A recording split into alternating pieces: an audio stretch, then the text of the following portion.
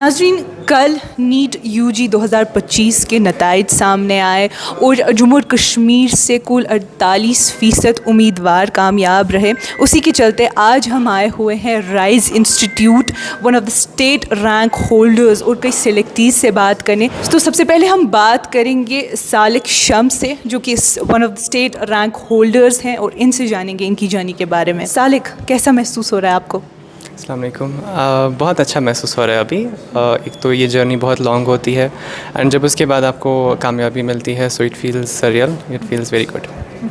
आप कहाँ से सालिक? मैं गांधरबल से बिलोंग करता हूँ। यहाँ पे IITian फैकल्टी एंड एवरीथिंग है, तो दैट काइंड ऑफ एक्सपोजर मिलता है यहाँ पे। उसके साथ साथ जो यहाँ पे एक individual attention and niche specialisation जो मिलती है वो बहुत इंपॉर्टेंट थी, एटलीस्ट मेरे लिए। तो वो मेरे लिए बहुत ही ज़्यादा अच्छा था। सालिक, ये आपका कौन सा अटैम्प्ट था? This was my first attempt. So कैसी रही कोचिंग यहाँ पे? आपको जो पर्टिकुलर अटेंशन मिलनी चाहिए थी, जो आपकी प्रिपरेशंस गई, या टीचर्स का जो सपोर्ट था, वो ठीक ठाक मिला? हाँ, इट्स बीन जस्ट ब्रिलियंट। मुझे हर एक टीचर ने इनक्रेडिबली सपोर्ट किया है। इवन दो आप माइन्यूटेस्ट से माइन्यूटेस्ट डिटेल भी उनसे पूछोगे तो they always use to solve that and हमेशा सपोर्टिव रहे। Not only academically but also emotionally भी सपोर्ट की ज़रूरत होती है, तो उन्हें हमेशा दिया है। So you are one of the top 3, so did you expect that? आपने अपनी की चेक की थी एग्ज़ाम के बाद? I did check the key, और क्योंकि एक्सपेक्ट इससे ज़्यादा ही था, लेकिन सिंस पेपर टफ था तो एक वो काइंड ऑफ एनोनिमिटी आ गई थी कि अब क्या होगी state rank. But top 3 I did not expect. I was expecting under 10 but not top 3। So why did you opt for NEET? You want to be a doctor? या any specialization? वो तो आगे मेडिकल कॉलेज में पता चलेगा, but for now I am interested in medical oncology, but will see आगे क्या होता है। So Salik, you obviously had a daily routine for this ना? आपने एक स्केड्यूल बनाया होगा, how to prepare, plan things and revise. उसके बारे में हमें कुछ बताइए। So my daily schedule, it revolved around RISE and it revolved around my tests.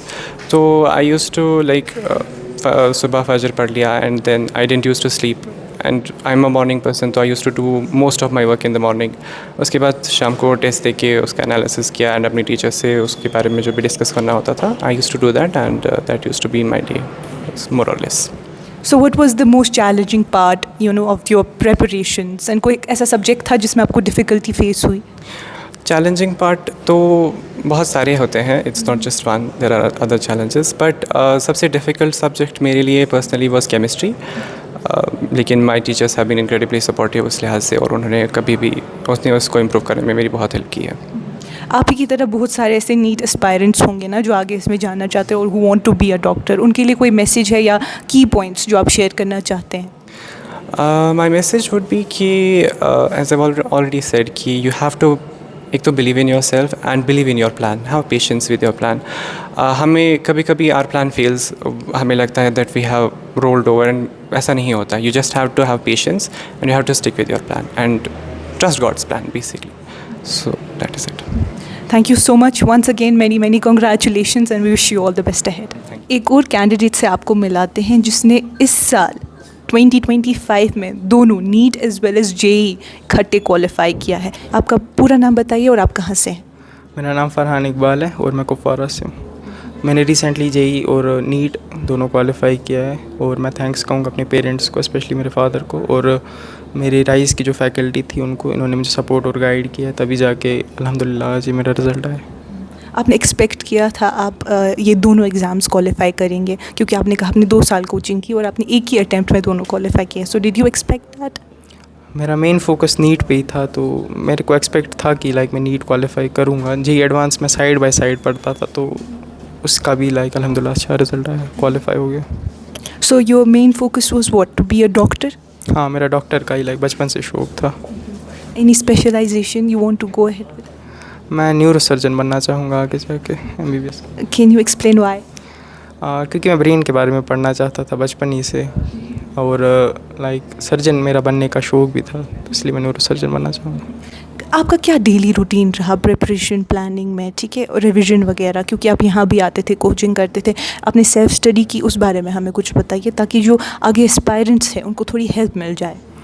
पहले मैं बोलूँगा सेल्फ़ स्टडी जो है लाइक वो सबसे इम्पॉर्टेंट है। सेल्फ़ स्टडी आपको ज़रूरी करनी, क्योंकि टीचर अपनी तरफ से जितना भी दे लाइक जब तक आप सेल्फ़ स्टडी नहीं करोगे आपका रिज़ल्ट नहीं आने वाला है।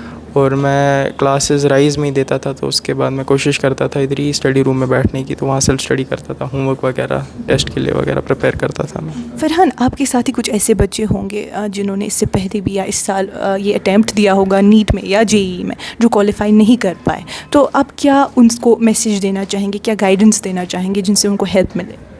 मैं यही कहना चाहूँगा कि होप नहीं छोड़ें, अगले साल फिर से प्रिपेयर करें और देखें आपने क्या गलतियाँ की लाइक जिस वजह से आपका सिलेक्शन नहीं हुआ। टीचर से गाइडेंस लें, तो इस बार अगर आप एफ़र्ट्स दें अच्छे से तो आपका सिलेक्शन हो सकता है। Many congratulations. नाज़रीन, ये हम आप तक पहुंचा रहे थे 2025 नीट यूजी के रैंक होल्डर और सिलेक्टीज़ की मैसेज और जर्नी।